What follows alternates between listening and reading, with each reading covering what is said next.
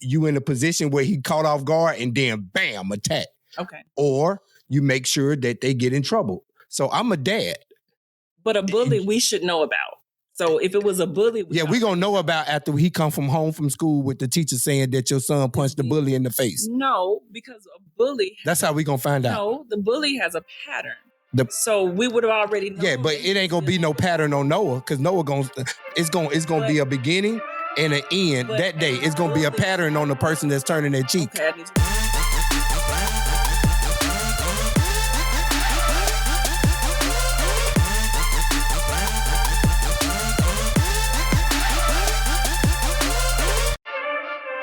What up? It's Three Brothers No Sense. I am Tavares Ferguson, a.k.a. Ferg, joined my co-host, Razi and Buff. And we have special guests on with us this Valentine's Day weekend. We having the Givenses. Is it Givenses? I like Givenses. We got the Givenses. We got my line brother, it's the Mr. Lennon Osborne Givens. And then we have his beautiful wife, Theresa. I'm going to mess it up about 20 times tonight because I like getting on her bad. No, I don't like getting on her bad side. I just like picking at her. Givenses, what's good with you? Welcome to the show. And if you're not familiar with Lenny, he is the host of our brother podcast, The Bruz Bookshelf. So one of my favorite podcasts, yeah. So Lenny is I don't know if avid reader is even a description of you, bro. Like you can read multiple books. You'll read a book, 3-4 times for one show? Yeah. I have to I go through it about 3 or 4 times. Yeah. But I have a process though. It's a process. Your process is way too much for me.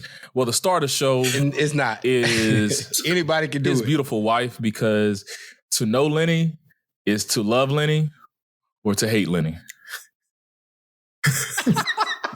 And this lovely young lady keeps me rolling every time I see her, hear her, or hear Lenny talk about her. So, Theresa, welcome to the show. Thank you for joining us. Thank you.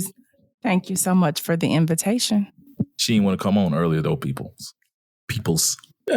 She got Lenny'd into it. And you will understand that by the end of the show. So, fellas, what's going on with you guys real quick? Because I want to turn it over to the Givenses. Nothing going on, man. We're in the midst of Black History Month. So did y'all hear about Buddy in Michigan? I think his name is Austin Chenge or whatever his last name is. But he said if he's elected, he's going to get rid of Black History Month because it's discriminatory and it's racist. So... just want to and he's black. Yeah. Oh, yeah. How can I? Yeah, you got to throw that in there too. Yeah, he's black. Yeah. So what is he running for? Yeah. Also, Uncle Ruckus. I think he's running for governor, isn't he? Yeah. He's the governor. He's running for governor of the state. And he said that nigga's guilty. Don't trust them niggas over there. Razi, I don't need to deliberate. I got the rope right here. I got the rope right here. Razi, what's good with you, bro? Hey, man, I'm good. Just getting over a cold. And it was a man cold, too. Just to let y'all know, that is a scientific thing. It is worse than a normal cold. I don't want to hear nothing. Ladies. Hold on. I see you over there. Go ahead. Stop rolling your eyes. It's worse than a regular cold. It's a scientific fact. He had the sniffles. Scientific. It's science. Do you not believe in science? I'm just trying to get ready. Yeah, next thing you're going to be telling me is the world's a sphere.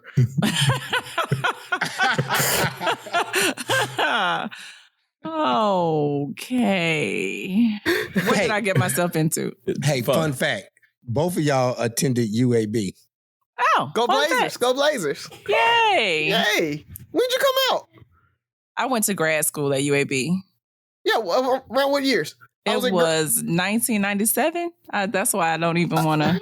Tupac was still living when she was there. Oh wow! Yes.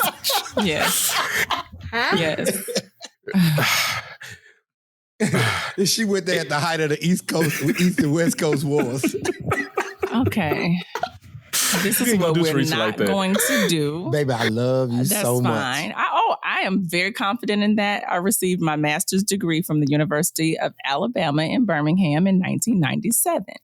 Nice. Tell them what you graduate. Did you graduate like magna cum laude, valedictorian, or something like that? Yeah, that's good.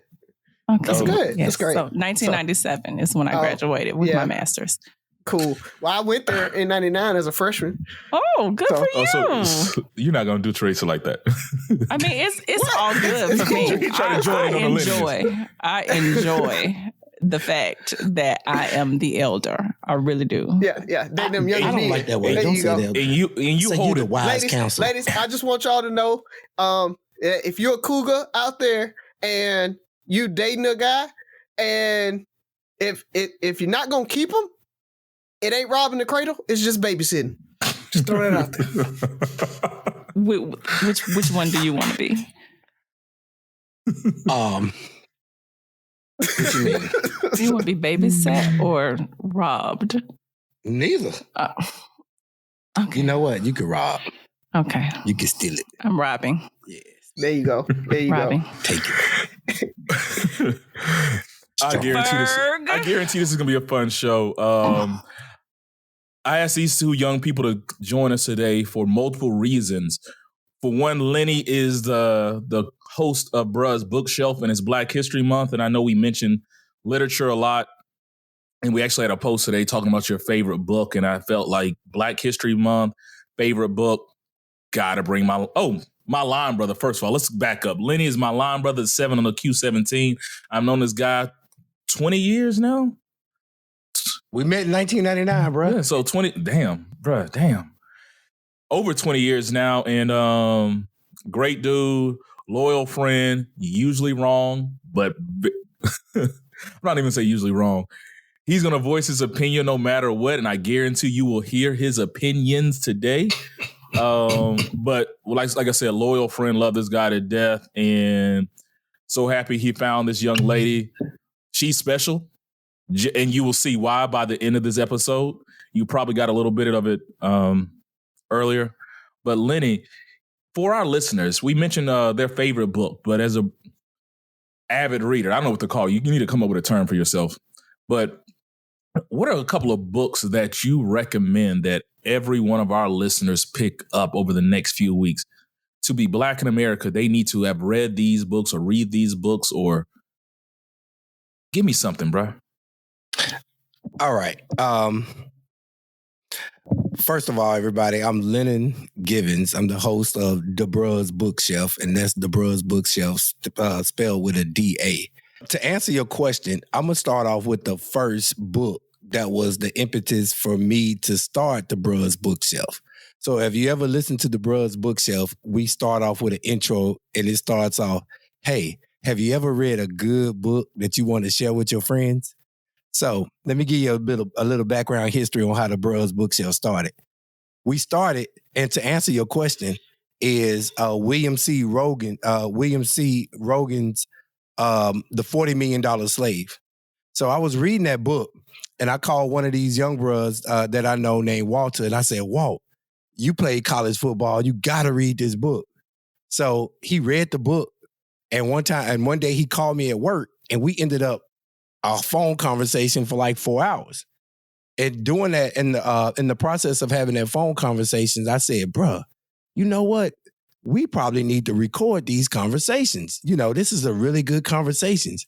And in the process of saying that, I said, bruh, we probably need to start a podcast. And then we threw out the ideas of starting a podcast. And it was in the incubation stage. Actually, I started like moving forward with it. And I surprised him because the next time we spoke, I sent him a text and I said, hey, what you think about this artwork? Then y'all dropped, right? Y'all end up dropping Three Brothers No Sense. And I was like, I didn't know Ferg was starting a podcast. I loved y'all artwork. So I hit Razi up, and I hit you and Razi up, and I was like, how did you do your artwork? And then y'all introduced me to Fiverr. So I went and I did that. So to answer your question, the first book, I think, and it's a really good read because he's an author. is William C. Rhoden's The $40 Million Slaves. And the reason why I made sure I said he's an author, because you have a lot of people who write books, factual books, and they're not really good reads. Even though there's a lot of good content, it's not a really good read, you know? So you want to get somebody who writes to write a book. Another good book that's recent is Black Fortunes. That's another good book. It's a lot of factoids in that book. I like Asana Shakur's autobiography. What books you think? It's a must read for Black History Month. Yes. We can't have Black History Month. That's why I have you, baby. You all right with me. We can't have Black History Month without reading Carter G. Woodson's The Miseducation of the Negro. And The Miseducation of the Negro, when you read that book, then you understand the origins of Black History Month and how it started. So to go back what Byron said when he was talking about the guy running for governor, of Michigan, Black History Month wasn't supposed to be celebrated the way we celebrate it. White folks got a hold of it and they did what they do, right? So Black History Month was, you're supposed to be studying Black history all year long. And it started with Black History Week, right? It wasn't called Black History Week, but it was called something else. It was a week.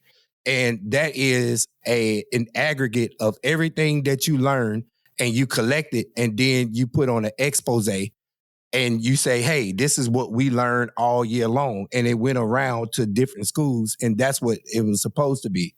So if he's going to stop Black History Month, that means that we're going to incorporate Black history into American history, because American history is Black history. So, yeah. So one of the books, I did 3 books: Miseducation of the Negro, Black Fortunes, and The $40 Million Slaves. That'll get you started. Asada Shakur.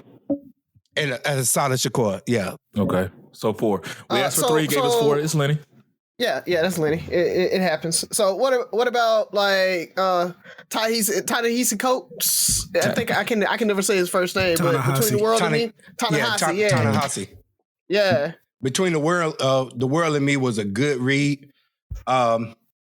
He did, what was that second one? 8 years. We had 8 years. Yeah, that wasn't that good. He's a different kind of writer. Yeah, that's what it's hard. It's hard to read sometimes. Like, it's real heady to me. So it comes wordy off. Yeah. So it's kind of hard to read. It's not one that you want to jump in and not be exposed to some other like Black artists or authors. Right. So that the $40 Million Slave, if you're not a reader and you're trying to pick up a book and trying to get into it, the $40 Million Slave will keep your attention.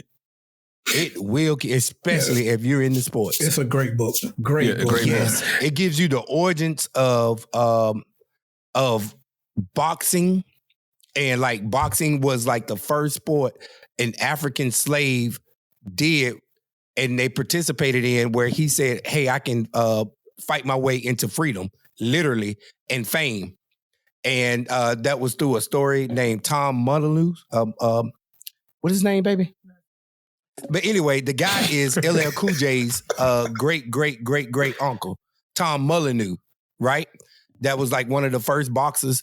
And it goes into the story of the black jockeys and all that other stuff. Baby, stop looking at me like that. Hey, my wife want to say something. Say what you think. I don't. I was just listening to you. Yeah. But anyway, the $40 Million Slave is a good one because, like I said, it's written by an author. Well, I appreciate that. Those, I'm going to have to list those books, recommend to our readers, and I'll probably reread them. The ones I haven't. Well, reread the ones I've read and pick up some new ones. And if you watch, what was the book? What was the book that you talked about? That talked about like redlining and everything The Color like of that. Law. Did you put me on that, Lenny, or was that Byron? You put me on it, so Lenny must have put you on Lenny. it. Yeah, The Color of Law. But we didn't do a podcast on The Color of Law. Yeah, that book kind of exposed me to a lot as somebody who thinks about legacy building and stuff like that, understanding the system behind everything and why we're starting off. You already kind of know why we're starting off behind, but just seeing the laws behind it really was eye-opening. You're like, for real? That was legal? Yeah, it gets in the origins of the HOA. Oh, yeah. And the origins of the HOA was started to purposely keep black people from moving into communities. Yep. Where they can legally kick you out. And one of my biggest takeaways, just to not steal the thunder, is the fact that it's bigger than redlining. When you talk to black people, they think redlining was what stopped everything, and that's what's stopping us. Is like, nah, dog, that's just a small piece of it. But we had turned this into Theresa's favorite term, the barbershop. Theresa, give us something. What's going on with your week, baby? I'm here for you. My week, to avoid going over what we said before, as we women, our days, times, hours, minutes, seconds belong to you all. We have to kind of do whatever you say and kind of go into working around what you want and making the house the love of the house. We are the love and the nurturing of the home. Because, I was downstairs. And she about to give it to me. I got a call. My husband said, I need you to come upstairs. So, and what did his lovely wife do? She came upstairs. So I'm upstairs. That's my calling. That's what I'm doing. That's working with the love language of the home, someone else's love language. And this weekend is about somebody else's love language, not necessarily mine, but someone else's, right? No, baby, it's going to be your love language on Sunday all day. Mine? Yeah. Baby. Okay, well, we're going to see. That's the one day out of the year that we celebrate you. Okay. The one day out of the year. Wow. One day. Wow. See? You get one day. I knew I could walk him right into that trap. So I've already done. Okay, so one of my goals has been met. Walked him right into that one. So when we start to talk later, and you say, but we do that every day. My husband already admitted that's the one day. No, that's the day that y'all said y'all want it, and I'm gonna give it to you. Okay, so we'll get past that. But I am dual state residency right now. So I just got back in town last night about 9:30. So I drove up from Orlando. And so most of my week was Tuesday, Wednesday, Thursday in Orlando, and I took the boys with me. So we just got back. Oh, yeah. Teresa's a superwoman by it, if you guys haven't noticed. Sounds and like she that. walked Lenny in so quick, bro. Like, I was hoping that I had a chance. But just for you guys didn't know, I talked to Theresa about 20 minutes earlier today. We had a debate. She was giving it all to me. I was losing, I think.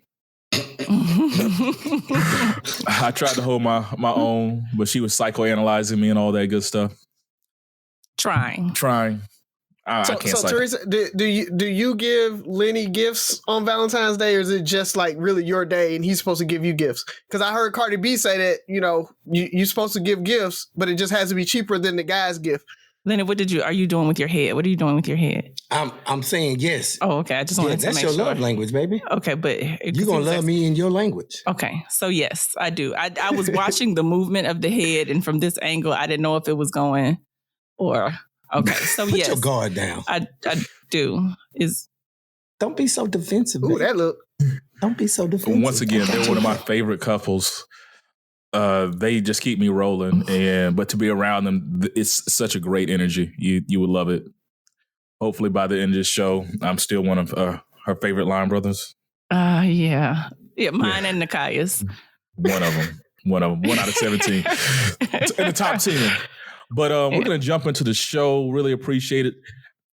Theresa, I know this is your first time. We just go with it. Whatever you feel like you need to say. Don't hold back. Razi will edit it if need be.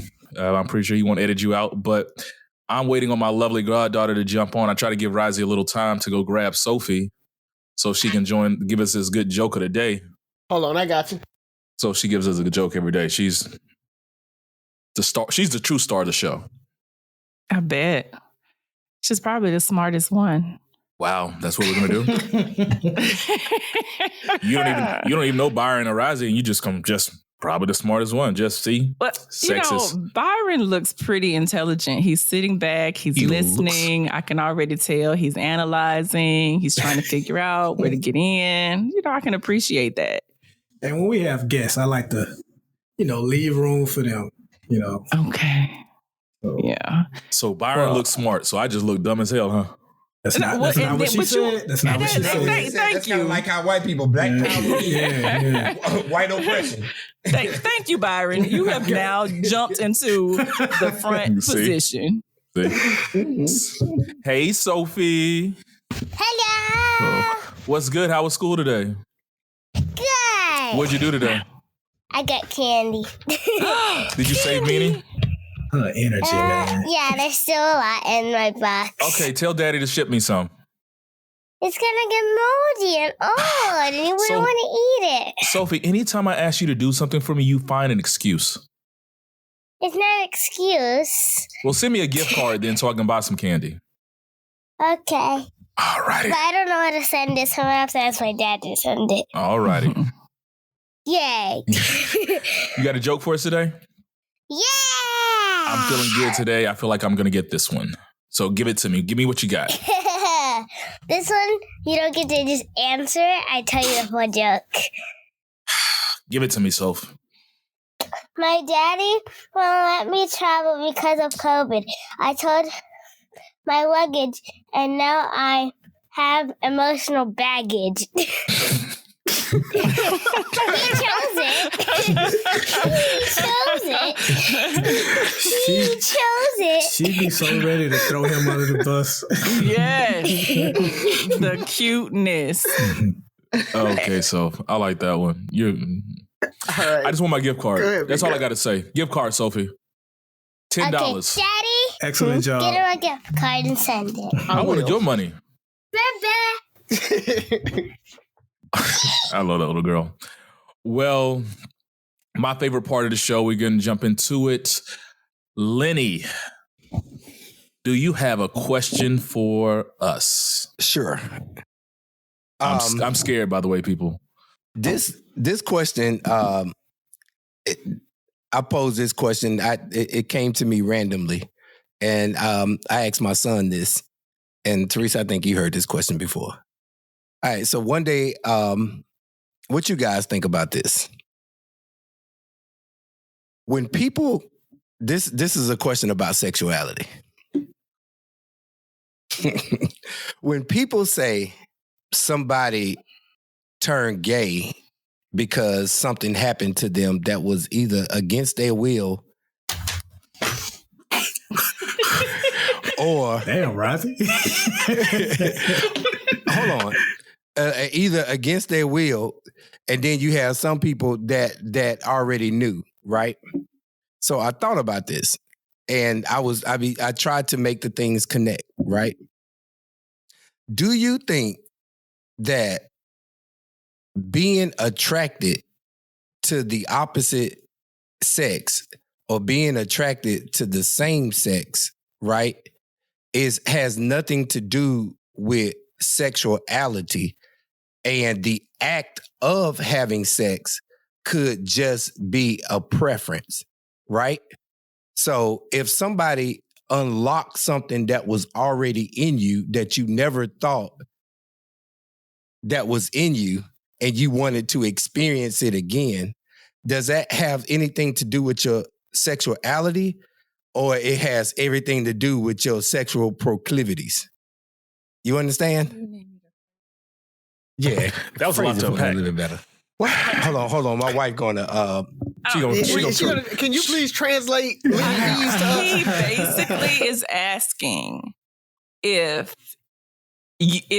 you are gay if you have sex with a man, or did you just want that feeling? That's pretty much not be gay. But not be gay. If you're in prison, yes. If you're outside of prison, no. And the reason why I asked that, right, is because it brought me to another thing. I think that in society, we place too much emphasis on sexuality when it could be just as innocuous as the color of somebody's eyes. So, Lenny, real quick, before we answer this question, can you clarify with Theresa what you're trying to say? Because the way she looked at you is like, make sure she understands your stance on this real quick. Because her look. I completely understand. Okay, I just know how Lennon communicates. And because I've heard this conversation before, and it kind of started when we were watching, not The Lion King, but... The Tiger King. The Tiger King. You know, and we were in quarantine. When he was like, I'm going to make him gay? That type of stuff? And okay, gotcha. So Lennon was very adamant about the fact that if you're gay, you're gay. If you're gay, you're gay. And we kept talking about the two men that he had brought with him that said that they were not gay, but they were in a relationship with the Tiger King. And Lenny kept saying, they have to be gay. They have to be gay. And I said that I believe that there are certain people who are just opportunists. And there are people who have this thing that they say is fluid sexuality. And it is more about the act of sex than it is about the gender of the person. So I think that the reason why they have come up with all of these terms is because it's really hard to label. And you have so many. What is LGBTQ and it's some more. So you just right. And then this whole questioning that the Q is the question, which means you're not saying you're gay or anything else, but you want it to be. What I'm saying is that even with all of that, do you think that this is something new to put labels on it? And this is something new, and that's been going on for thousands of years. And now that we're in this new society where everything has to be into a category, it's just another category that's created to keep people separate. Why do we focus on it? I think I can see I see a little bit where you're coming from. When you look at like old Rome, right? In Roman times, men would have sex with men and it would be no big deal. And, you know, it was something separate. Well, men would have it with little boys. They wouldn't actually have sex with other men. It still happens in a lot of foreign countries. Deal. Yeah, it does. Happens a lot of, jingle boys, as we call them in Afghanistan. So, yes, that it happens a lot. And so I kind of get what you're saying about it might not be, they might not consider themselves gay, but at the same time, they go through that act. Also, there was discussions of like Roman soldiers would have sex with other men or other soldiers during the time when they were away at war. And then go back to their wives like nothing happened. And it was just one of those things. It's like, hey, we want to have sex. I want to get my rocks off. And that's all I got is a bunch of other guys here. So we going to get my rocks off. So I kind of get what you're saying. It's like that act of sex is separate than the sexuality and the attraction. And so, but I think I get where you're going now. The label of gayness comes... Society has put a label on it as if you have sex with another, same gender, then you're gay. But that person may not feel gay because they're like, I'm not attracted to this other person, even if I go through the act of the sexual part of it. So I get what you're saying. And it's a complicated kind of thing. In society's eyes, they gay. I mean, it is what it is. You have sex with the same gender, you're gay. Whether you're attracted to that person, whether you see that person be like, ooh, I want to have sex with them, or if you like, I'm just horny, I'm gonna have sex with them. It's like, but like, and I kind of made that joke about them being in prison, and it's kind of different because all you have is men, you have no choice, and you want to get your rocks off. So there are guys that go into prison, and yes, they have sex with other men, but then they come out of prison and they don't have sex with other men because they have the options now. And so but when it comes down to it, the act of having sex with the same gender is gay, to me, in my eyes. Buff, they're gay. I knew it was coming. I saw your eyes. I don't care how you feel. Like, you can feel like you're a vegan, but if you eating steak, you ain't no goddamn vegan. You can feel like you're not a thief or a crook, but if that's what you do, that's what you are. It's a lot of nice guys in jail. Once you do it, you gay. And that's okay. For life, you can't like not be gay no more. Like, you get out of prison and you ain't gay no more. you gay. One time, it's like you smoke crack one time, you'll crack you used to be gay. How about that? Used to be gay. Recovering gayness. I knew Byron was just gonna Sherman will be proud of you, bro. Cooley will be proud of you. I would have never thought of it like that. I think back to what you were saying. I think society not only puts labels on things, society sets expectations that we're forced to meet or accept, or on the outside. So, I guess the question for me would be: if there were no societal expectations, would this be such a taboo thing? And I want to be open-minded, but my mind has never said, like, you know what, I'm tired. I don't feel like, my lady's 1,000 miles away. Let me go f this nigga over here that's next door. So I'm trying to think of it. I did like what, so I'll add a little nuance to my answer, by the way, because I like what, see, Ferg, you said her name 3 different ways, so now I'm like all confused. It's Theresa. It's okay. It's Theresa. It's Theresa. Yeah. I think there is a such thing as opportunists. Like they've portrayed them in like movies. I used to watch Nip Tuck, and it was a character in one season that he was like a male prostitute, but he only did it because he was homeless, and all these rich men would pay him, and so he's like, listen, I'm gonna either be on the streets or I can live this good life, and every once in a while I gotta do what I gotta do. But he wasn't necessarily gay.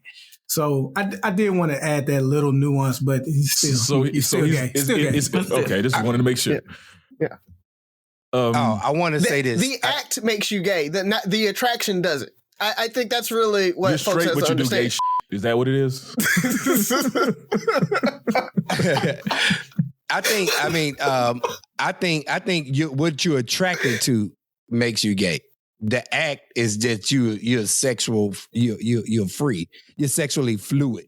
But I wanted to bring that up and kind of tie it in. I know I came from left field, right? It's Black History Month, and it's a lot of now we have like the Black Lives Movement, right? It's a lot of people that was raised in the 80s and the 90s. And the people who were raised in the 80s and the 90s, that was the height of what they consider toxic masculinity, right? I'm one of those guys. I'm coming around, right? A lot of people, men in general, Black men, are rejecting like the Black Lives Movement, and they're rejecting some of the Black movement because they can't accept that it's Black and queer people, right? Another thing that's divisive and that's keeping us from coming together as a unit. Because when you're discriminated against because you're Black, but you also discriminated against because you're queer. But we're stronger if we come together. So if we could just start thinking different and not put negative connotations upon labels, we can come together and work together as a cohesive unit to move this agenda forward. So I wanted to bring that up. And that's why I say, could sexuality be as innocuous as the color of your eyes? And who told us that was wrong? I'm not going to engage in it.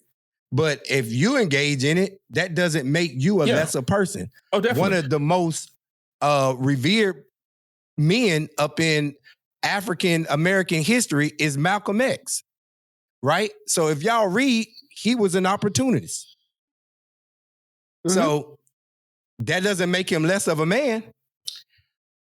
So Theresa, say what you're about to say, because the look on your face, I want it. I want it. I kind of feel like we're all over the place with this, and I'm going, okay. So from here to here to here was a lot for me, because a lot of that just doesn't matter. And then my question is... Did you just say Black lives don't matter? No, I don't think I said that. You said a lot of that doesn't. I'm just extrapolating. The sexuality part of any of it is not really important because sex is a very small part of your human experience. Mm-hmm. But we tend to make sex a huge part of the human experience when, to be a totally whole person, everything has to be in moderation. So the fact that we have to even consider the sexuality of something when we're doing it, to me, is ridiculous. I agree. But I also think you said wrong, and I'm saying too, who is saying that it's wrong? A lot of people are rejecting the Black Lives Matter movement because of the founders and their manifesto. I understand that, but I believe that as a whole, people think that it is hijacking the Black Lives Matter movement, not that it's founded by them, but that aspect is hijacking the movement. I feel like that is what the complaint is. Theresa, the question is, why is it something just like you said, it doesn't matter? Why is it something that's even capable of hijacking the movement? It shouldn't even matter. It shouldn't. But I believe that what people are saying is that it is taking precedence because but you did bring that point into view, which is a lot of times when we start to talk about Black rights, civil rights, and things that affect the color of our skin, it starts to get watered down with Black women. Then it gets watered down with, like you said, bisexual, heterosexual, homosexual. We start to split it instead of taking it as a whole. And so when I say hijacking, I think that we start to say, oh, but queer Black people have it harder. And then, no, Black women have it harder. No, Black men have, and then we split. And now that we can't have a Black Lives Matter movement because we've split into these sectors. And I think that the Black community is very sensitive about sexuality. So for that to come up and take precedence, it does begin to get some rejection. It's strategically placed. And that's why I posed that question, because I want to start a movement and a way of thinking to take the power out of that. Mm-hmm. But by doing that, what you're doing is exactly what the gay agenda wants, is to refocus our energy to fixing the assault on them. So then we can start talking about Black Lives Matter. So exactly what you're saying is what Black people are worried about. It's like, we don't need to focus our attention over there right now. We're talking about Black Lives Matter right now. Right. So one thing, the pushback, the pushback that Black Lives Matter is given is exactly why, your argument is why they do that. Is because instead of talking about Black Lives Matter, now we're talking about the gay agenda, which and I definitely agree, it should not matter. But and I've said it plenty of times on here, civil or gay rights are civil rights. Mm-hmm. Like the civil rights movement was not just Black. A Black movement. It was about equal protection and equal opportunity for everybody under the law. And so I definitely agree that they need that fight. We need to have that fight. We need to have those discussions. I mean, equity matters. And giving them a leg up because they have traditionally been, pushed down is one thing that we need to do. But Black people have been doing it a whole lot more and just as long, if not longer, than them getting pushed down in this country. And so I feel like we Black people as a group needs to take forefront and be addressed first instead of it's like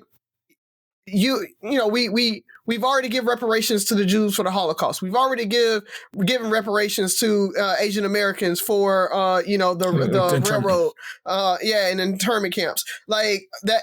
We give it to the low-hanging fruit. We give it to the easy populations. It's like, it's time to focus and say, we are going to worry about Black Lives Matter. We are going to address this. We are going to do something about this.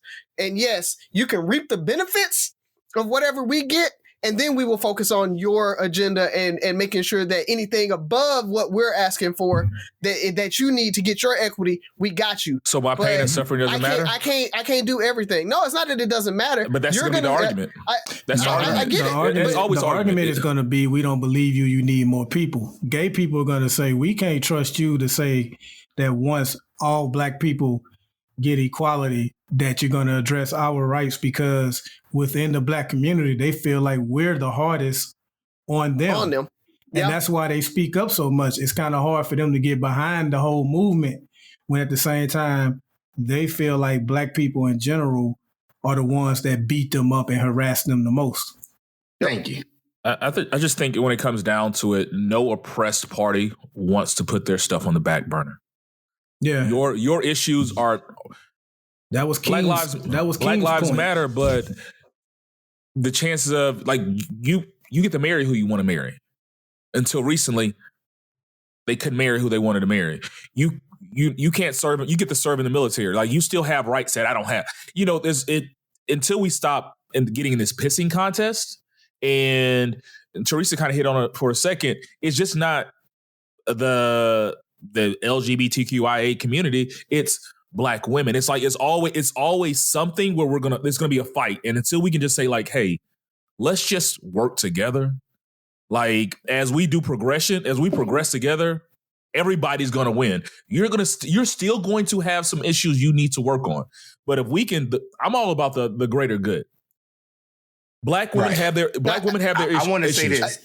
I think what we need to do is, when we have a march, have a focal point in that march. Stop trying to bring your additional, outskirts events to that march. If it's a Black Lives Matter march, it needs to be a Black Lives Matter march. Stop saying Black Lives ain't gay people. And then Black Lives Matter needs to show up, but they're not, to a gay rights event. They're not. They need to show up. Black men need to show up to a women's rights event.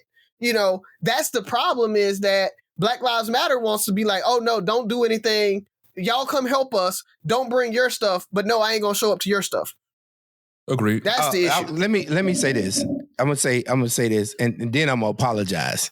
First, I'm gonna say, if you're queer and you're Black, you have the same things, the same issues that you're fighting for as a straight person next to you.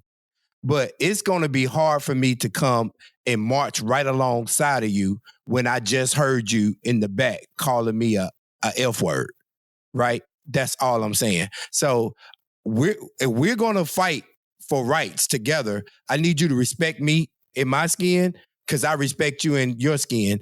And then I don't want to get at the end of this march and we get what we want and then turn around. Agreed. You kicking in my club and you beating me up, right? So that's all I'm saying. And then I want to apologize for bringing such a heavy topic to the Three Brothers No Sense podcast. We talk about it all. Oh, we do it. We do it. We talk about it. We love it. We I think we've discussed this once or twice before. So it's Theresa, close us out on that one. I feel like you're the wheels in your head are spinning. No, they're not. It's just that. Speak your truth.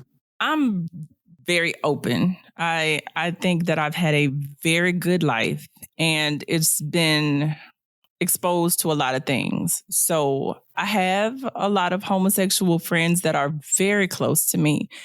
And I just don't think that it's that much of an issue in the way that we are speaking of it so much, because life is life.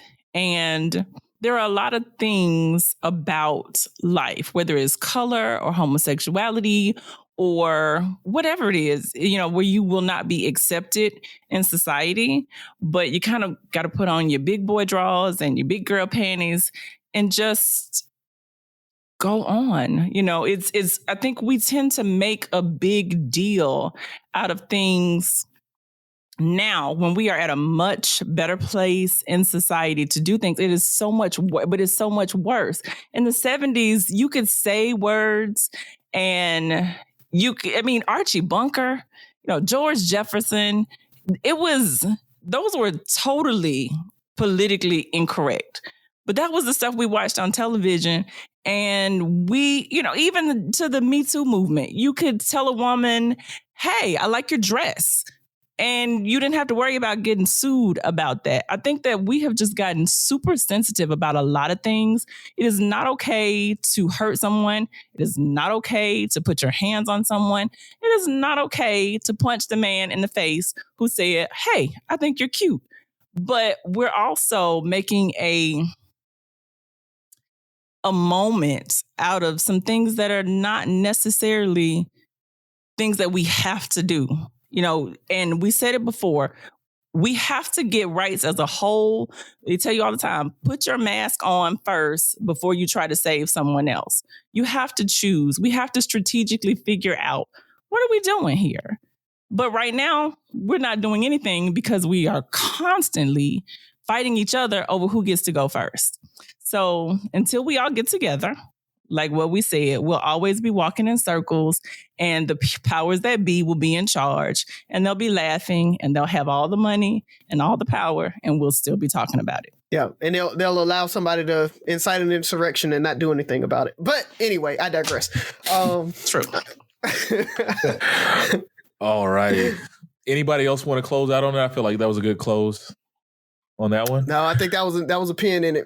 Yeah, that was a good one. All righty. So anybody have a question? Because I think I kind of have one, I think I kind of have one, I guess. I've been wanting to ask, and so now that we have a lovely parenting couple on and everything like that, as well, I wanted to ask about, the biblical verse of turn the other cheek. Oh. I saw somebody on a post that was like, we need to stop telling our kids to, if somebody hits you, to hit them back. And then there was somebody that responded under and was like, that's fine for you. But for me in my house, I'm telling my kids, if somebody hits you, hit them back. So I want to know kind of your thoughts on it. And, are you guys kind of going down the turn the other cheek, or are we saying that we need to go ahead and, hold our own? Okay, Razi, this is what you just did. You want us to argue because we are not on the same page exactly. So I am in education. I was going to say, you set it up. And so in theory, I have to say, turn the other cheek. I cannot tell my own children to hit somebody back if I have to say at work to some other children, you are not allowed to hit anyone back. I will tell you that my 21-year-old son, when he was in, I don't know, second, third grade, something like that, he had a best friend. And they were playing around at school on the playground, and it got heated, something about football, because they both played on the same football team. And he punched him in the face. His friend punched my son in the face. And so my son, once he got hit in the face, his nose started to bleed. He said the first thing he thought about was me saying that if you get into a fight at school, I'm going to kill you. You're going to be in trouble. So he did not hit his friend back. And I was proud of him. And to me, it was handled. The school did not handle it as well as they should have. And of course, that probably had a little bit to do with race and some other things that I can't do anything about. But the boy's father came up there and beat the boy. Nicholas's dad came up there and beat the boy who that hit him. And he got into a lot of trouble, which was kind of bad for the other boy. Now, my son to this day still says to me, you should have let me hit him back. I'm mad because you didn't let me hit him back. But I still feel like you took the higher road because you did not get in trouble at school. Okay, Michelle. Lenny over there shaking his head. Yeah, number one, because had my son hit him back, then my son probably would have been put out of school. Because here you are, the only black boy in this class. You are one of the bigger, darker children in this school. Probably the biggest, darkest child in this school. Nick played football. I think that the way that he was a linebacker for University of Florida. Linebacker, right? Or DN? Yes. Yeah. Yes. So that's and at this point, he was in like the third grade. I think he was like in the third grade. And the other kid was, he was a football player too. But he just happened to be Caucasian. But they were best friends. So I think that it can be worked out. I always tell my children to use your words and your brain first. If your words and your brain do not get you where you need to be, then you use your brawn, because you have a brain and you're smart. Use that first. Okay, my turn. Sure. First, before I want to unpack this whole concept of turning the other cheek, right? Turning the other cheek is pushed up on the oppressed, because they know that if the oppressed fight back, then we'll overturn the oppressor, right? But what does turn the other cheek? What are they really asking you to do? Now, we immediately think when somebody do something to us physically, we have to retaliate physically. The same people who told us to turn the other cheek, they never turned the other cheek. They never been passive and let somebody do something to them, and they didn't do anything back. Theresa, what'd you say? What'd you say? My thing, I want to hear what she said, though. She said everything doesn't have to always be philosophical. Yeah, and everything doesn't go back to that. All right, I'm not done. Okay, go ahead. Be patient with me. I'm just enjoy the journey. Okay. Turn the other cheek, Theresa. Yeah, go over there with your cheek turn. So, turn the other cheek means for me, well, first of all, that's out the window. I'm not going to do that. But what I'm not going to do is let you do something to me, and then my retaliation puts me in a bigger hole than what you did to me. Correct? So in that situation where Nicholas got punched in the face, you have to expel that energy. You just can't hold that energy, because that energy is going to sit with you until you find some other way to release it. Now, he could have done something back to him and got him back, like been in a race and he bought some thorn bushes and tripped him and got him in the bushes and be like, my bad, bro. But, you got to get some get back. So as an adult, when somebody do something to you, you retaliate, you sue, Well, he's talking about children. Raising children. Raising children. All right, I'm sorry. I get out. Bring me back in. My son, if somebody did something to my son, I want him to think it out and make a calculated counteract. So if you punch him, if it's thought out and he needs to punch you back, let's say if you're a bully, because the only way to stop a bully is to fight them, you better punch him in his nose. Okay. So be calculated with it. Make sure that you in a position where he caught off guard and then bam, attack. Okay. Or you make sure that they get in trouble. So I'm a dad. But a bully we should know about. So if it was a bully... we're going to know about after he come home from school with the teacher saying that your son punched the bully in the face. That's how we gonna find out. No, the bully has a pattern. So we would have already known. Yeah, but it ain't gonna be no pattern on Noah, because Noah it's gonna be a beginning and an end that day. It's gonna be a pattern on the person that's turning their cheek. Okay, I need you to do that. Okay. Bully. If you are bullying someone, that's a pattern. A one-time thing is not bullying. A one-time thing is just an act. So if your child, Noah, is at school and somebody just gets angry about something and they push him or hit him, that's not bullying. That was a one time. So if he gets pushed or hits, what are you saying that you want to happen? I want him to retaliate. Okay, so there's your answer. Gotcha. But what about you, man? I want my daughter to either hit them back or tell the teacher. And I don't think she can fight too well.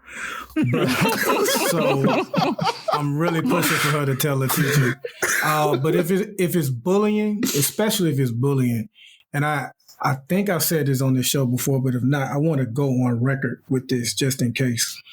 If my daughter is getting bullied, I hope it's worth it to that bully, because if they don't stop, then they're going to have to watch me and their parents each other up.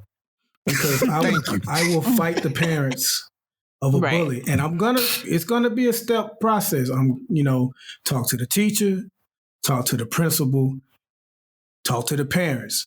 What are you telling these teachers and principals? Nobody handles it.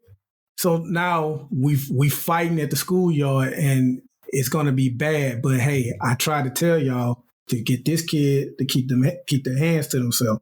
So I'm going to have to somebody parent up. And depending on the age of the kid, they might can get it too, because as y'all know, anybody 12 and up that spits can already get it. Now, I haven't determined the age on when hands can be thrown, but if you spit at or on me at the age of 12, you are no longer a kid. You can get it. Wow. And since we've been talking about the Bible, Jesus was responsible for his sins at the age of 11 or 12. 11. So you are responsible for spitting. I will you up if you spit at me. Byron, I totally stand behind you. You gave him a bonus year too, Buff. Yeah, if you spit, my reflex just might slap you in the face. It's just you gave him a year better than Jesus. That is. Hey, you know what? And you can always go back and ask for forgiveness. Yep. Or ask him to turn the other cheek. No, it was my question. So, no, your question. I'll answer. I'll go. Yeah. So for me, I'm kind of like Lenny, where I wanted to be calculated, but it's not always. It doesn't always have to be physical. So we had a situation, and for you guys that don't know, I mentor. So we went out a few weeks ago with the Lamplighters, and we were in a situation where it got kind of hostile with another young black man who wasn't in our group, and some older white gentlemen. And the Lamplighter team and myself, we de-escalated the situation. The guy was trying to get the kids kicked out, and the staff came and all that stuff. And one thing that came from it was I realized that you can't just think about what's happening to you. You always have to think about what could possibly happen moving forward, because you're in control of the situation. So like you said, Nicholas was the only black kid, bigger, blacker than everybody else. Yes, this is happening to you, but the end result could be much worse than this. Maybe he needs to do what Lenny says and trip him, or find some other way, like football practice. Coach, I want to play offense. I want to, whatever it is, I want to run a route. I want to do something. I need to see you in the bull ring. I need to see you, like, this isn't over, but I have to do this right, because this young black man was probably anywhere between 17, I'll call it maybe 20. But he had his chest puffed up, and I'm going to beat you, I'm going to beat you when we get out of here. Best believe you're going to see me, da-da-da. And for all the onlookers, if the police came, he's guilty. He's threatening people. Case closed. It was 3 older white men there, probably our age or above there.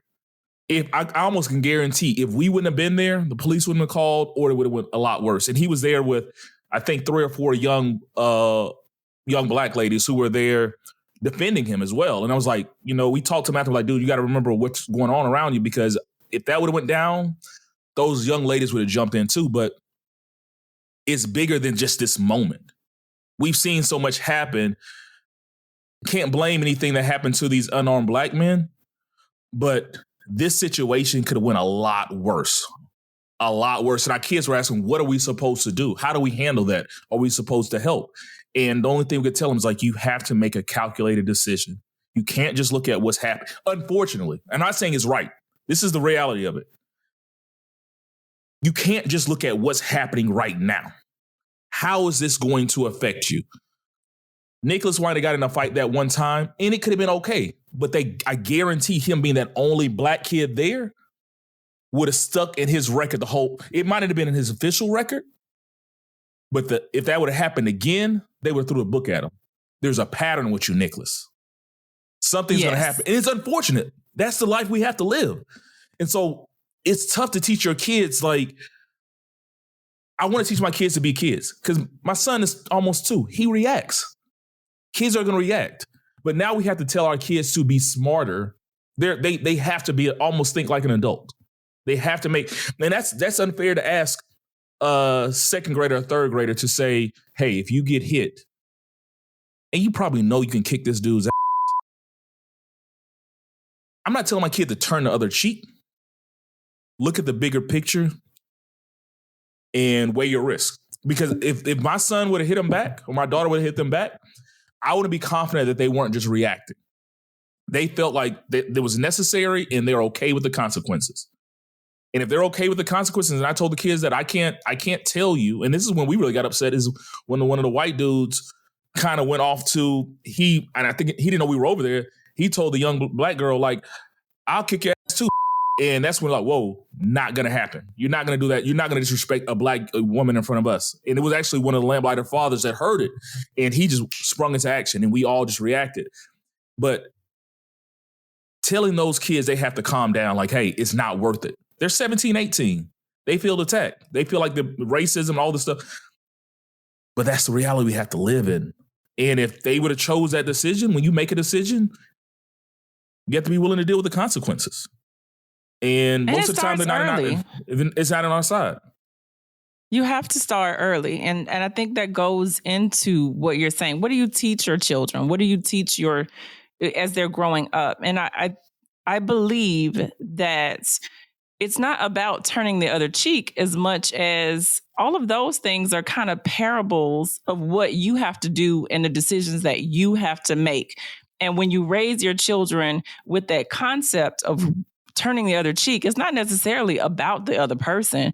It's about them. It's about their safety. And it's also about what you have taught them. And had I not taught him from being 1 and 2, that you have to think before you react. You have to realize that you are the biggest, blackest person in every situation. Then he may not have known that. And like you said, that would have been a mark on him going forward. And in elementary school, he would have that. And then going into middle school, if something was to happen, then he'd get something else. Then you get to high school, there's another thing. And you're already labeled by the time you get ready to go to college and you got these recruiters and they're saying, well, what kind of student is he? And then they pull out this folder and say, well, it looks like he's angry. It looks like. But that's an 8-year-old. And that's what sucks about it. I want to say this. What you're saying, Ferg, and what you're saying, Theresa, they have a term called PTSD from being black. I agree. That's from people like holding it in. I agree. And always having to take those blows and not doing anything about it. And going through life and holding that stuff in. Yeah, and I was going to say my disclaimer too. Like, mess with your mental health. And I'm about to let you know. So hold on. So Dr. Umar Lenny, I understand. Right. Because right there, I'm like, yeah, you are 100% right. That's true. But that's talking about the problem. That's not the solution. Yeah. So, but I get what he's saying. And I think we're almost all on the same page, actually, is we're not teaching our kids to turn the other cheek. We're teaching our kids to be smart. Thank you. My thing is, I don't like the parable because it's a binary decision. Right? Mm-hmm. It's fight or turn the other cheek. I'm not telling my kids to turn the other cheek. You don't turn the other cheek. We're getting revenge, but we're going to be smart about our revenge. It's best served cold. Mm-hmm. You get hit, you need to make a big to-do, make sure everybody saw you got hit. You need to go tell the teacher. You need to let it know what happened. And then we're going to take it from there. We're going to escalate. I'm going to come up there. I'm trying it to the biggest extent of the law. I want to press charges. They hit my baby. I'm pressing charges. I think he on that stuff. We don't look at him. Look at him. His eye twitching. Yeah. I don't know. It must be his upbringing. I don't know what his parents are teaching him. I'm going after the jugular. Exactly. I'm just letting you know. I don't care because that's what they do to us. That's what they do to us. Turning the other cheek. Just like you said, Lenny. It's like it's that PTSD of being black. We have the presumption of guilt, and they have the presumption of innocence, and I'm not having it. And so it's going to be whoever hit them. We going at it. Me and the parents. I want to have everybody in this room. We pressing charges if we can. I want them suspended. I want it on their record, because if my child hit them, it will be on my child's record. And it's funny you say that, because Lenny, we're going back to what you were saying earlier, going back to the biblical point. It's. I always say, like, I want to read that Bible the white people are reading, because I don't see this turn the other cheek shit and all this stuff. I feel like we embrace certain parables. They have started wars. They all this stuff. But everything I feel like we're taught or pushed down our throat, and this is going to Bible bashing, is making us more docile. And my disclaimer is, I'm gonna teach my kids how to be strategic, but my goal is to make sure when they make that decision for it to go on, I want them to be trained. I want Muay Thai. I want Krav Maga. I want Jiu-Jitsu. It's like, so if we doing this, my kids, you see my kids taking Taekwondo, and they already know how to shrimp, baby. Let's get it. They're gonna achieve them out, and they taking them out. Over. Like you really want to do this? We watch UFC. So if they gonna hit somebody, I want a W. Teach them how to choke out. Nate Parker in Birth of a Nation. If y'all seen that movie, he had a scene in that movie where he was playing Nat Turner, and he was reading the portions of the Bible that was applicable to the black people. And he was standing right next to a white pastor, and every verse that he read, the white pastor read back to him the opposing verse. So it was showing in the movie, it was a scene in the movie where it was contradiction. It was contradicting itself.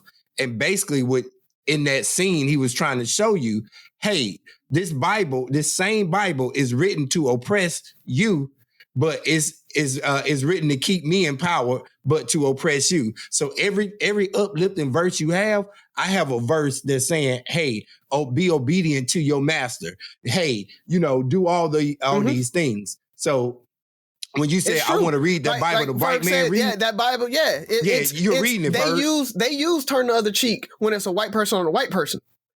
Like, and again, everybody, we're not trying to paint a blanket all white people. We're talking about racist white people. When we say white people, we're talking about racist white people. Good white people, y'all good with us. Y'all cool. So, all right. So when we say white people in this context, we're talking about the racist white people. Buff, what you got for us? You've been quiet over there, bro. No, I said what I have to say. I'm not an expert on the Bible, but I always took it as it didn't necessarily mean word for word somebody slap you like you turn the other cheek.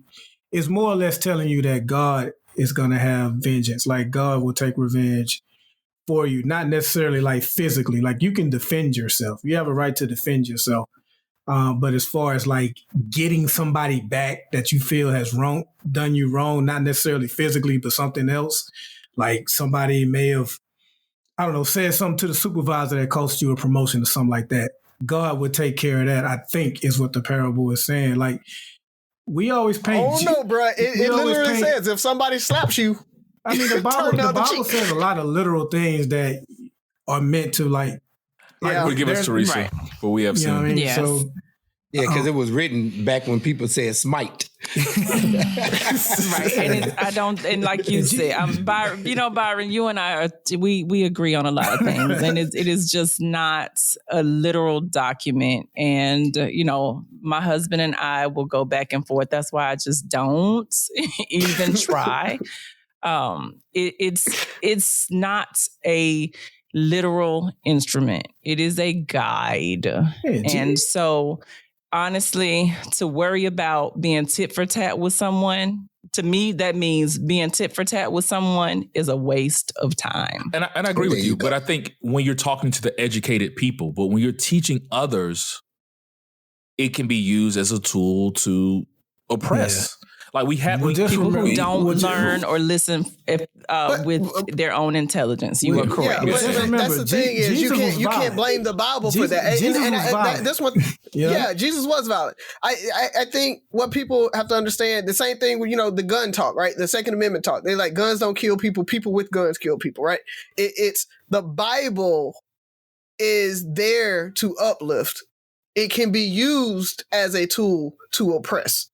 That it's very different. It's not meant to oppress. It's used by bad people to oppress. Agreed.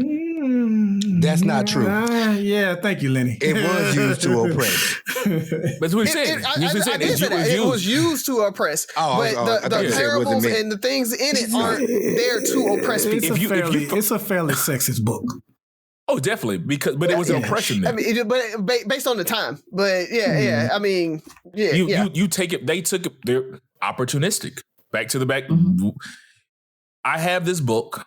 It gives these great stories, and I can use it to rule over women. I can use it to rule over my servants. I can use it to rule over whoever. And so, if I don't like them, and it's propaganda. It's anything. You can take anything that's good and turn into something negative. So yeah. And like we talked about the gay, I think there's like seven verses in the Bible that talks about gayness, but it talks about eating shellfish and wearing blended clothes more often, but people don't never say nothing about that. Like they ain't striking people down and putting people out of the church because they're wearing blended clothing.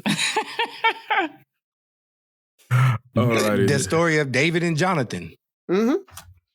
Is that that was a conversation we had a long conversation about the other day, right? Lenny? We'll be all day talking about that. Anyway, what's the next question? I'm ready for the next question. So I think we're done. Yeah. We usually only do 2 when we have a guest. Okay. Well, I mean, y'all have so much structure. I just want to say I love y'all podcast. It's smart. It's a way to have 3 hosts on the podcast without talking over each other with the questions. So you allow you ask a question and you allow the other person to answer the question without getting into back and forth and everybody talking over each other. And also, Byron, I just want to say, I've been a fan of your podcast, Politically Entertaining, since like 2017, 2016, when y'all had Tim Wise up on. Oh yeah, y'all interviewed Tim Wise. That dude was y'all had a lady on there. That was an advocate. She had a son that was a autist that had autism. Terry Matthews. This was back in the days. Yeah. So I've been listening to y'all. So man, I appreciate that, bro. I'm a fan too, bro. Yeah. Yeah. Well, Theresa, thank you for joining us. Lenny, thank you for joining us. Theresa, do you want to give the people a quick summation of Valentine's in our discussion earlier today? Okay, so it seems like men tend to believe that Valentine's Day is a trick for men to have to buy another gift to celebrate women one more time in the year that they have already celebrated them.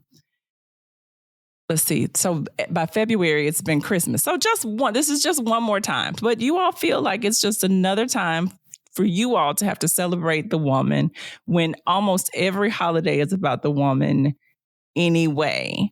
So we kind of talked earlier today, and I tried to get you to understand and come over to the other side to know that Valentine's Day is not just about gift giving, but it is.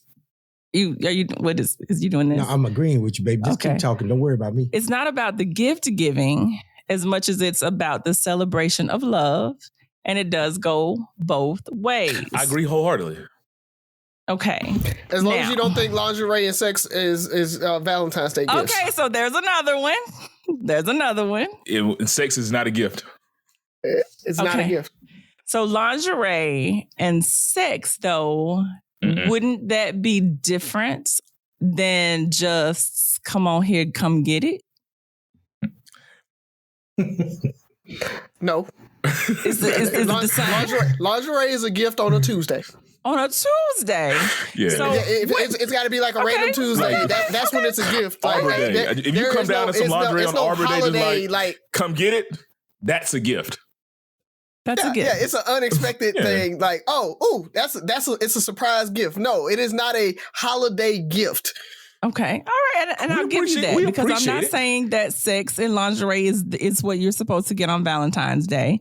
But on a Tuesday, when you just had PTA and carpool gift and all of that, Gifts from God. You should expect to come and get it on a Tuesday. But you shouldn't expect it. That's why it's a gift. That's why it's a gift. Because it's like I don't expect it, and it's like you had PTA. It's a Tuesday. You made lasagna. Like, I'm coming in.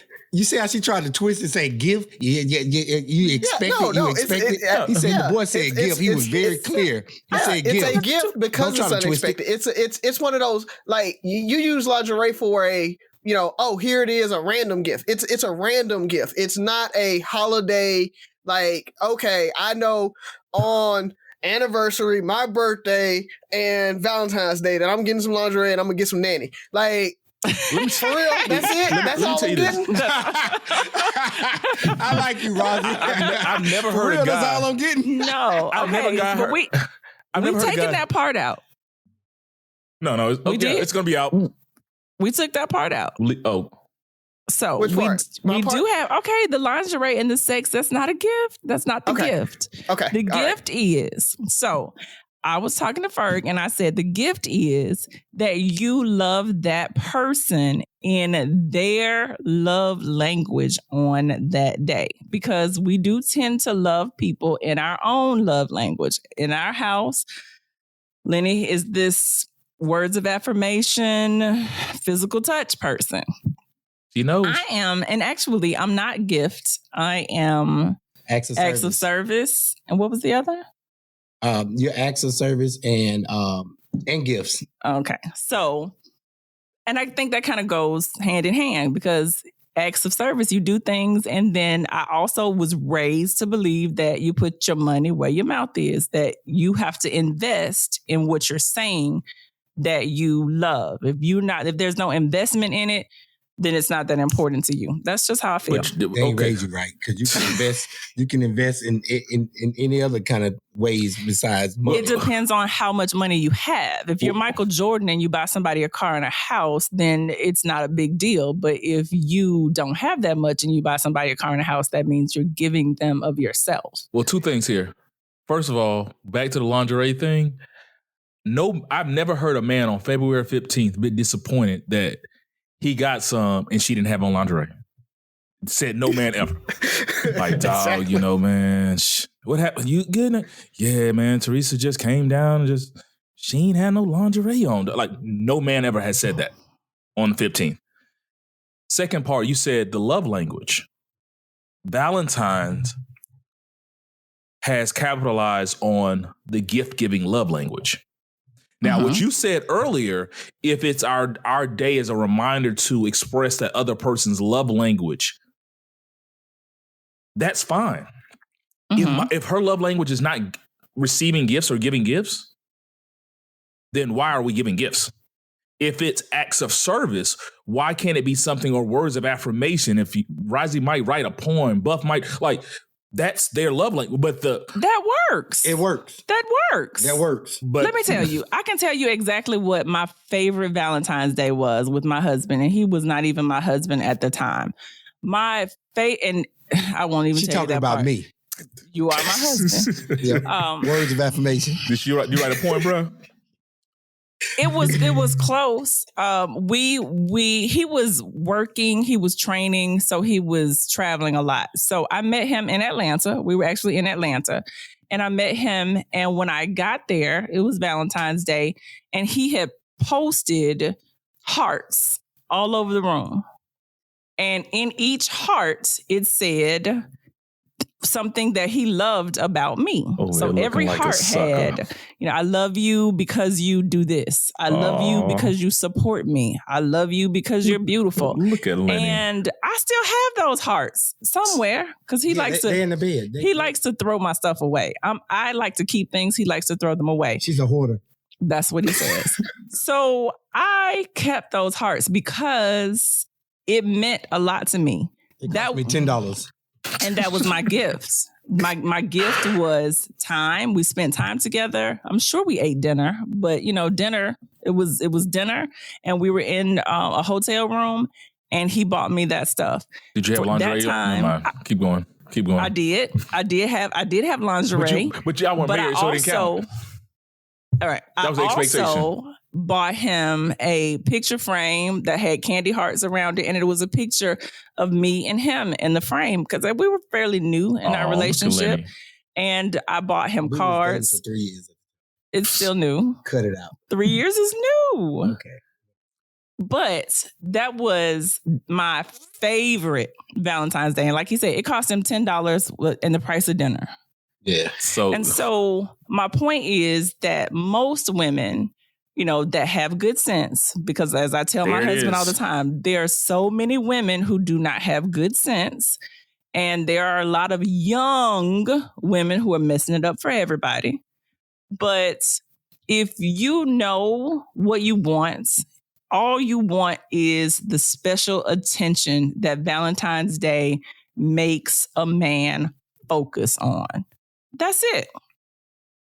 Okay. That's all you have to do for Valentine's Day, men, is focus on making your mate feel loved and doing something out of the ordinary, not it's Valentine's Day here card.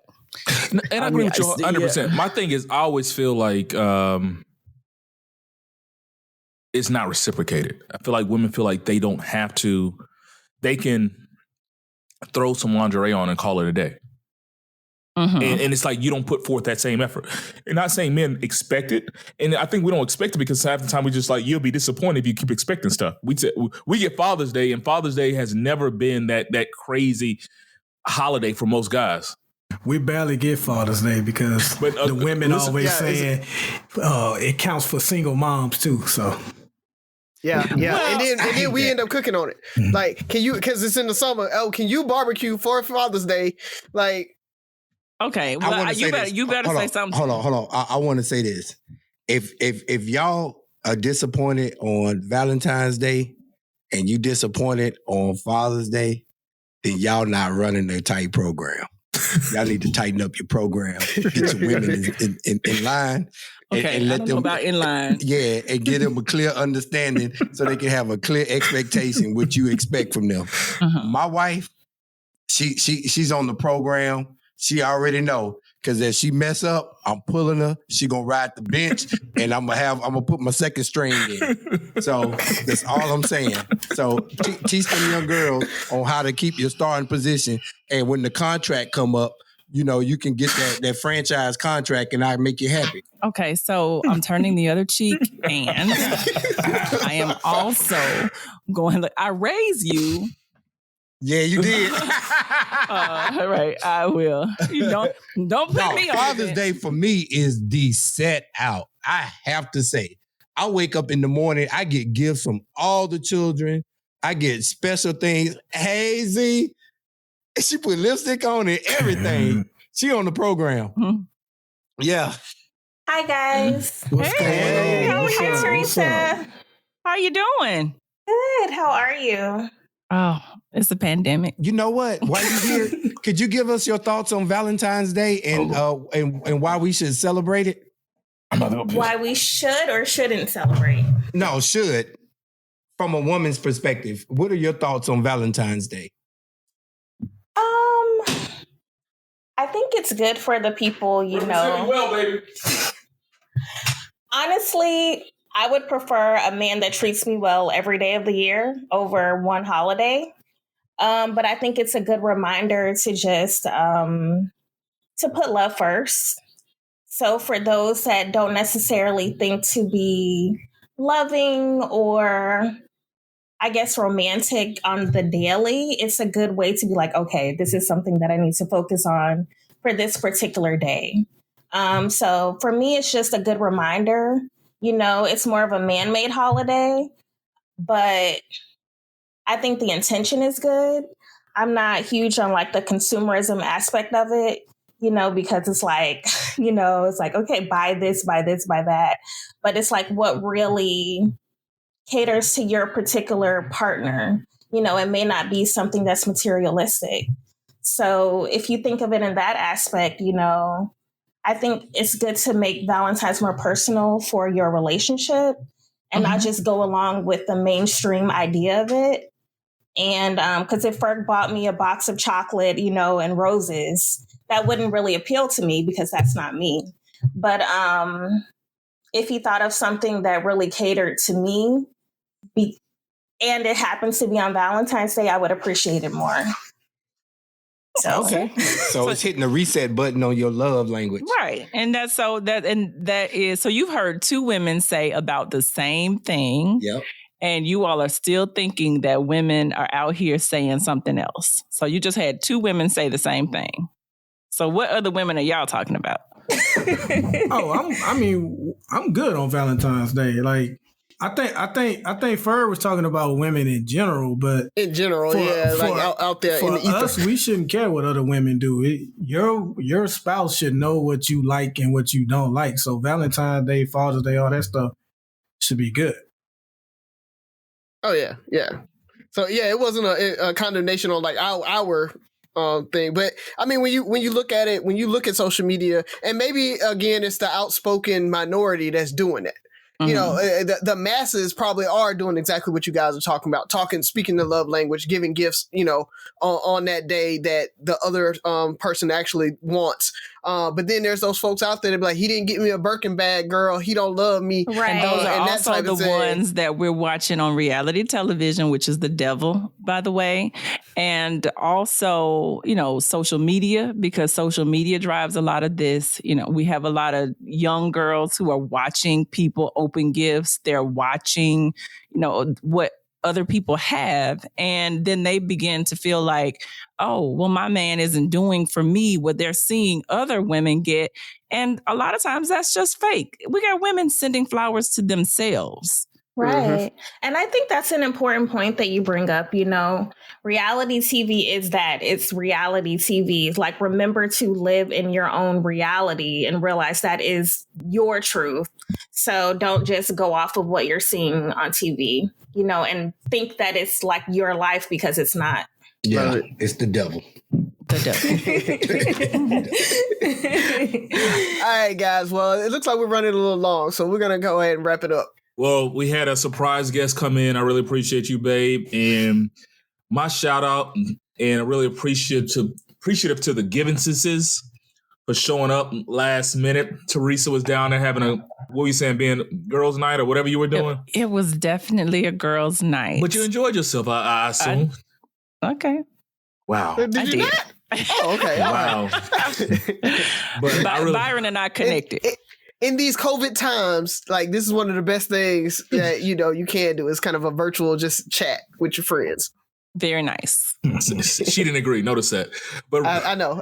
We really appreciate it, though. Appreciate you guys for coming on. Lenny, we will definitely follow up with those books and post it for our readers, our listeners. Razi and Buff, you guys have any parting words? I just want to give Ali a shout out. He won the Finley Award for character, which is a big thing in Hoover, where they pick one kid from each grade level in the city to win this award, and he got it for all the kindergartners at the school. So he got the character award. Sophie won it her kindergarten year, and so the principal called and he was just like, I don't know what you're doing with these kids, but it's very rare for two kids to get it in the same family, and it's very rare for both of them to get it in the kindergarten class. So nice. He's like, great job. And so I told him, I was like, yeah, it was all their mom. You know, she passed away last year, but at the same time, she set that kind of precedent and got them where they needed to be. So I'm just kind of coasting right now and just, you know, I'm winning off of her hard work. So shout out to him. Great job. Proud of him. And proud of Sophie as well. And we're just going to keep rocking, man. Well, congrats, Ali. Buff, what do you have for us? I don't have anything. Just don't put Gorilla Glue in your hair. That's all I have. Don't do that. And I'm so mad they had to put out a statement saying that. Like, I'm mad about that.